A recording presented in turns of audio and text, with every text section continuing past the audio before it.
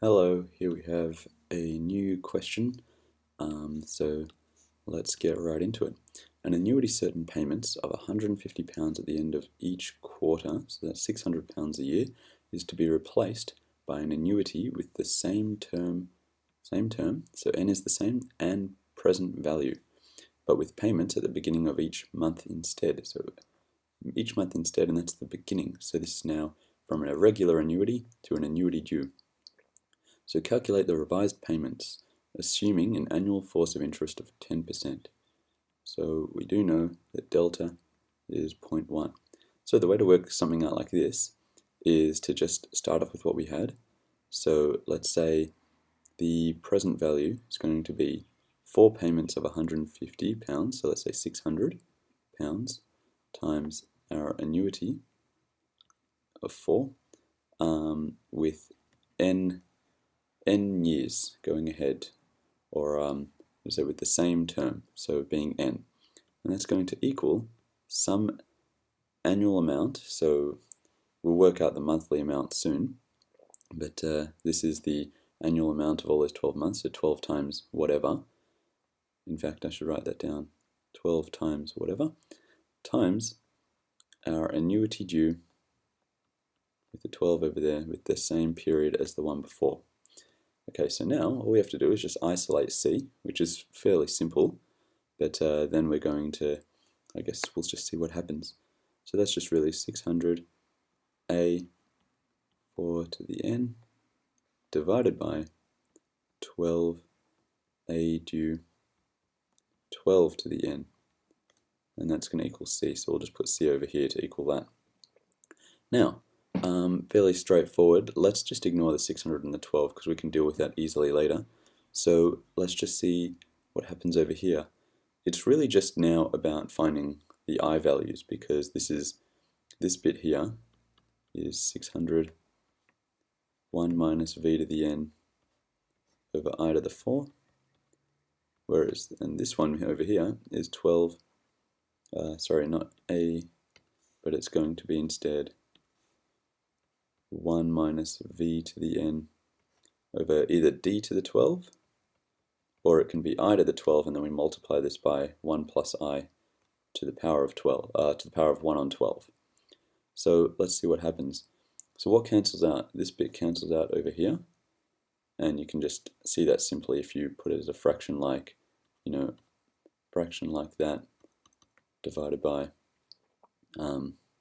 let's say C on B, so then that just becomes like this, if everyone remembers their fractions well, and that cancels out. So that's what would happen there. And so then what we've actually got now is it's going to be, essentially, I'll just write it out like this, I to the 4 divided by 12 on d to the 12, which is then going to become 600 d to the 12 on 12 I4. Okay, that's my complicated way of doing it, but that's just how I can see it a bit better. So now what we have to do is find d to the 12 and I to the 4. So we know that delta over here is 0.1, so fairly simply we can just say e to the 0.1 equals 1 plus I, as we all know, so I will equal e to the 0.1 minus 1, which will then become, so let's use Excel to find what that is, e to the 0.1 minus 1 is, there we go, it's about 10.5%. So we'll use that, but we'll keep Excel just for accuracy purposes. So that's what I is, that's our I value, and now we can find out what I to the 4 is. So if we know that 1 plus I to the 4 minus 1 with the 4 out the front is going to equal 105, then we know that 1.105, because we're going to add 1, so sorry, I put the 4 out the front, that shouldn't be there just yet.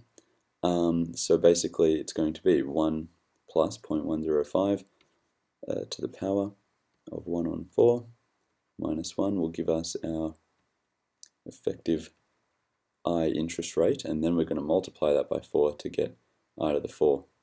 So we multiply this bit by 4, that'll give us I to the regular 4, and that's going to equal, well, let's find out. So it's going to be 1 plus that, sorry, I am just making mistakes all day here, 1 plus that bit over there to the power of 1 on 4 minus 1, so that's the effective quarterly rate, and so that multiplied by 4, that is our I to the 4, 0.101. Okay, and now to find D to the 12, so essentially just to find D, we know that D equals I over 1 plus I, okay, and so then once we've got that, we can find out that D to the 12 is equal to 12, 1 minus D to the 1 on 12. Okay, and this is just a textbook formula. It's very similar to the one that we have over here. Okay, so let's find out what D is.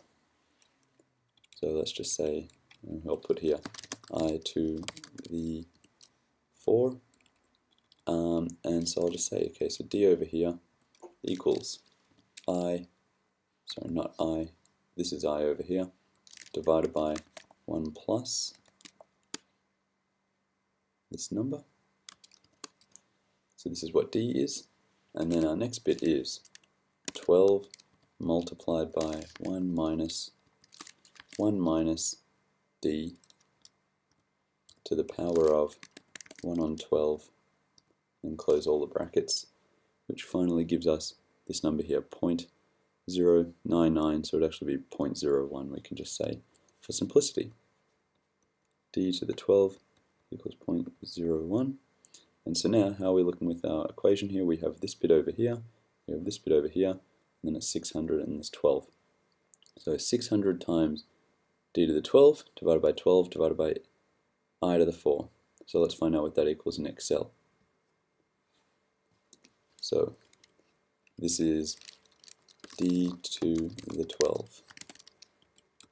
So let's just say equals 600, I'll put in brackets, 600 times D to the 12 divided by 12 times I to the 4.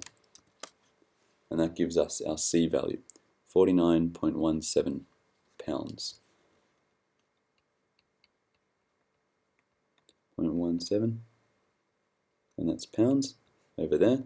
So this is the equivalent amount, just to make sure that we remember what we're doing over here.